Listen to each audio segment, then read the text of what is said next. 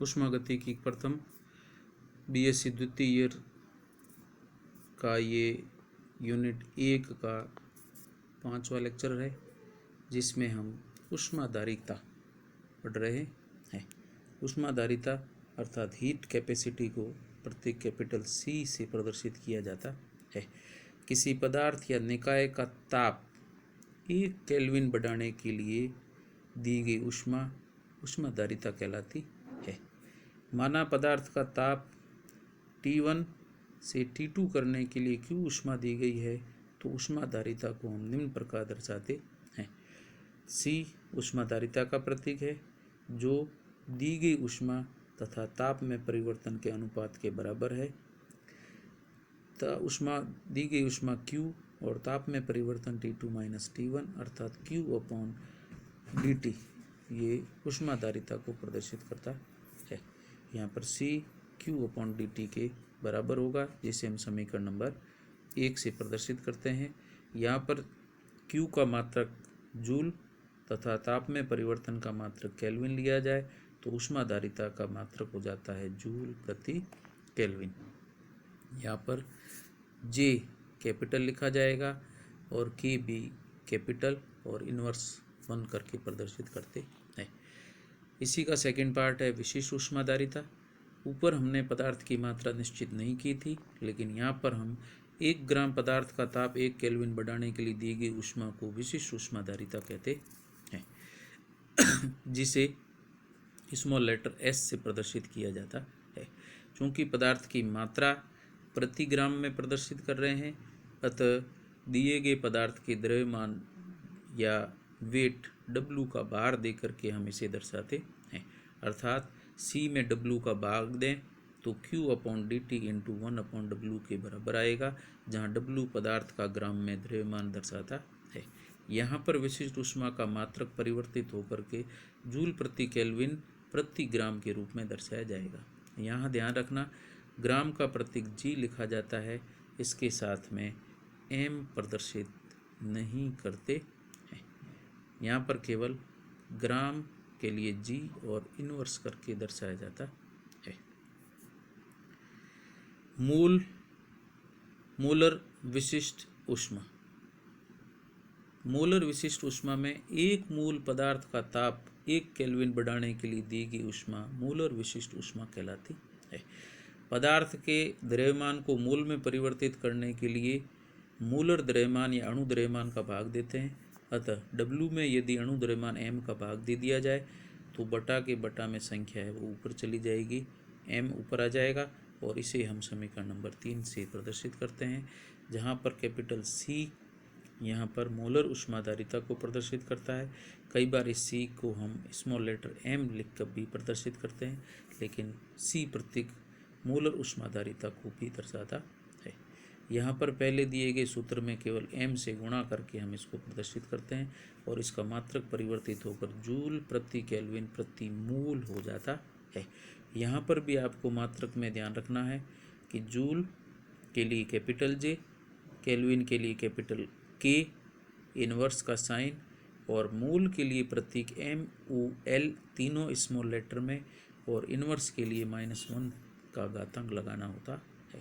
ध्यान रखना है, मूल का प्रतीक MULE होता है, जहाँ पर हम मूल शब्द यूज़ कर रहे हैं, लेकिन मात्रक में इसको MUL लिखा जाता है, जिसके आगे डॉट या कोई और चिन्ह प्रदर्शित नहीं होगा, केवल MUL स्मॉल लेटर में लिखा जाता है। पदार्थ या निकाय को दी गई ऊष्मा 2 परिस्थितियों में संभव है या 2 परिस्थितियों में दी जा सकती है। अतः ऊष्माधारिता 2 प्रकार की होती है। नंबर 1 स्थिर आयतन पर ऊष्माधारिता, जिसे हम CV लिखते हैं। नंबर 2 स्थिर दाब पर ऊष्माधारिता, जिसे हम CP लिखते हैं। यहाँ पर V और P स्थिर आयतन व स्थिर दाब को प्रदर्शित करते हैं। पहली प्रकार की ऊष्माधारिता हम यूज़ कर रहे हैं स्थिर आयतन पर ऊष्माधारिता CV। स्थिर आयतन पर पदार्थ या निकाय का ताप 1 केल्विन बढ़ाने के लिए दी गई ऊष्मा को हम CV या स्थिर आयतन पर ऊष्माधारिता कहते हैं। जहाँ पर दी गई ऊष्मा को स्थिर आयतन पर प्रदर्शित करने के लिए QV लिखा जाता है, तो यहाँ पर CV लिखा जाएगा। जहाँ पर हम n को 1 मोल प्रदर्शित कर रहे हैं, अर्थात यह समीकरण 1 मोल पर लागू होता है। यदि मोलों की संख्या परिवर्तित होती है तो समीकरण को n से गुणा या मल्टीप्लाई किया जाता है। ऊष्मागतिकी के प्रथम नियम से हम प्रारंभ करते हैं तो Q बराबर होता है dE plus P D V. स्थिर आयतन पर dV का मान चूंकि शून्य होता है, अतः QV dE के बराबर होगा। अतः QV के स्थान पर dE समीकरण 4 में रखा जा सकता है, तो CV dE अपॉन dt के बराबर होगा, और यही स्थिर आयतन पर ऊष्माधारिता कहलाती है। और यदि इसको परिवर्तन के रूप में प्रदर्शित किया जाए तो CV बराबर del E upon del T at constant volume करके प्रदर्शित करते हैं। ये अवकलन समीकरण कहलाती है। पहले में इसमें अंतर ये है कि पहले हमने DE और DT लिखा है, जबकि यहाँ पर हम डेल या आंशिक अवकलज के रूप में डेल E और डेल T के रूप में प्रदर्शित करते हैं। ये स्थिर आयतन के सापेक्ष प्रदर्शित की गई है। अर्थात समीकरण 5 स्थिर आयतन पर ऊष्माधारिता के समीकरण को दर्शाता है। अर्थात स्थिर आयतन पर किसी निकाय की आंतरिक ऊर्जा में परिवर्तन 1 डिग्री सेंटीग्रेड पर होता है, उसी को हम CV कहते हैं। स्थिर दाब पर ऊष्माधारिता अर्थात CP, ये दूसरे प्रकार की ऊष्माधारिता है। स्थिर दाब पर पदार्थ का ताप 1 केल्विन बढ़ाने के लिए दी गई ऊष्मा QP कहलाती या CP कहलाती है। ये स्थिर दाब पर ऊष्माधारिता को दर्शाएगा, जहाँ पर Q को हम QP के रूप में प्रदर्शित करते हैं, और QP ऊष्मागतिकी के प्रथम नियम के अनुसार वास्तव में डेल DH के बराबर होता है, जिसे कि हम एंथैल्पी परिवर्तन कहते हैं। तो इसे हम परिवर्तित कर देते हैं समीकरण 6 में QP के स्थान पर DH लिख करके, तो CP इक्वल टू हो जाएगा DH अपॉन DT, या परिवर्तन के रूप में स्थिर दाब पर del H upon del T CP के बराबर होता है।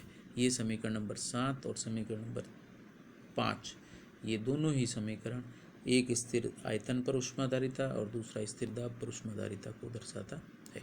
अब पाठ का महत्वपूर्ण भाग CP व CV में संबंध। यह संबंध अच्छे प्रश्न के रूप में लगातार कई सालों से पूछा जा रहा है और महत्वपूर्ण है। इसका डेरिवेशन व्यंजक व्युत्पन्न के रूप में पूछा जाता है। हम प्रारंभ करते हैं। CP माइनस CV R के तुल्य होता है, और CP माइनस CV बराबर R को हम सिद्ध करके CP व CV में संबंध व्युत्पन्न करते हैं। ये संबंध से हमने शुरुआत की है। CP minus CV equal to R। CP minus CV equal to R में CP का मान ऊपर दिए गए समीकरण 7 से, CV का मान समीकरण 5 से नीचे रखा गया है। मान समीकरण 8 में अगर रख दिए जाए तो CP माइनस CV बराबर, ये मान रखने पर समीकरण 9 प्राप्त होती है। चूँकि H एंथैल्पी, E आंतरिक ऊर्जा व PV सभी अवस्था फलन है, अतः H equal to E plus PV लिखा जाता है, और ये तीनों में संबंध को दर्शाता है। स्थिर दाब पर इस समीकरण का T के सापेक्ष अवकलन किया जाए तो del H upon del T at constant pressure equal to del E upon del T at constant pressure plus P को स्थिर रखते हुए V के सापेक्ष अवकलन करने पर P del V del T at constant pressure, तथा V को स्थिर रखते हुए P के सापेक्ष अवकलन नहीं करना है, क्योंकि स्थिर दाब पर यह अवकलन किया गया है। अतः समीकरण 10 प्राप्त होती है। समीकरण 10 का मान समीकरण 9 में रखने पर CP माइनस CV बराबर हो जाएगा del E del T constant pressure plus P del V del T constant pressure. ये मान डेल H और डेल T की जगह है, माइनस में del E del T constant V, ये CV का मान एज इट इज रखना है। इसे हम कहते हैं समीकरण नंबर 11। आंतरिक ऊर्जा ताप व आयतन का फलन है। ये हमें याद रखना है कि आंतरिक ऊर्जा ताप व आयतन का फलन है, और इसी को हम इस समीकरण को व्युत्पन्न करने के लिए प्रयुक्त करते हैं, जिसे प्रदर्शित किया जाता है E is a function of T and V। E एक अवस्था फलन है जिसका पूर्ण अवकलन किया जा सकता है, अतः आंतरिक ऊर्जा में परिवर्तन को हम निम्न प्रकार दर्शाते हैं, जिसमें आंतरिक ऊर्जा ताप व आयतन के साथ निम्न प्रकार परिवर्तित होती है। D E equal to del E del T at constant volume into D T plus del E del V constant temperature into D V. ये पूर्ण अवकलज लिखने का तरीका है। उसके बाद स्थिर दाब पर टी के सापेक्ष अवकलन करने पर इसी उपयुक्त समीकरण का, क्योंकि इस समीकरण का मान हम 11 नंबर समीकरण में रखना चाहते हैं, इसलिए इसको परिवर्तित करने के लिए हम स्थिर दाब पर टी के सापेक्ष अवकलन करते हैं। तो del E del T at constant pressure, D E का अवकलन किया टी के सापेक्ष स्थिर दाब पर तथा दूसरे संबंध के अंदर del E del T at constant value constant V और डी टी का अवकलन करने पर ये मान हो जाता है इकाई। उसके बाद बचेगा del E del V at constant temperature, और हम अवकलन कर रहे हैं डेल वी का, तो del V at del T constant pressure. तो इस तरीके से एक को स्थिर रख के दूसरे का अवकलन किया गया, तो हमारे पास में समीकरण नंबर आ जाती है 12। यह समीकरण उपयुक्त समीकरण का अवकलज है, और इस समीकरण में D E equal upon D T at constant pressure, ये समीकरण 11 के अंदर पहले पद के इक्वल है, इसलिए इसका मान समीकरण 11 के पहले पद में रखने पर, तो समीकरण 12 का मान समीकरण 11 में उसके पहले पद के स्थान पर रखने पर C P minus C V बराबर प्राप्त हो जाएगा del E del T constant volume plus del E del V constant temperature dot del V del T at constant pressure plus at constant pressure del V upon del T at constant pressure minus del E del T constant volume. ये समीकरण 12 का मान समीकरण 11 में रखने पर प्राप्त मान है। इसको अगर प्रदर्शित सरल किया जाए तो इसमें दो मान कट जाते हैं, del E del T at constant volume plus में दिया गया है और del E del T constant volume minus में, ये दोनों मान कट जाएंगे। तो पीछे बचे हुए मानों में से हम कॉमन ले लेते हैं, del E del V del T at constant volume, तो पीछे बच जाता है मान del E del V at constant temperature plus दूसरे पद में से केवल पी बचेगा, और इन दोनों में से कॉमन आ जाता है del V upon del T at constant pressure, और इसे हम दे देते हैं समीकरण नंबर 13।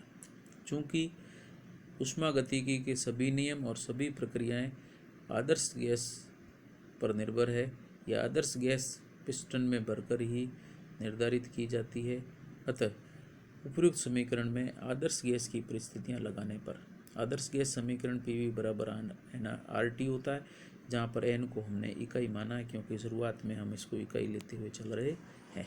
स्थिर दाब पर उपयुक्त P V equal to R T समीकरण का टी के सापेक्ष अवकलन किया जाए तो स्थिर दाब पर P del V upon del T at constant pressure अवकलन करने के बाद बराबर आर को स्थिर रखते हुए टी का टी के सापेक्ष अवकलन किया जाए तो इकाई हो जाता है, अर्थात मान बचता है पीछे आर, अर्थात constant P del V del T constant pressure equal to R, और यह मान समीकरण 14 के रूप में प्रदर्शित है।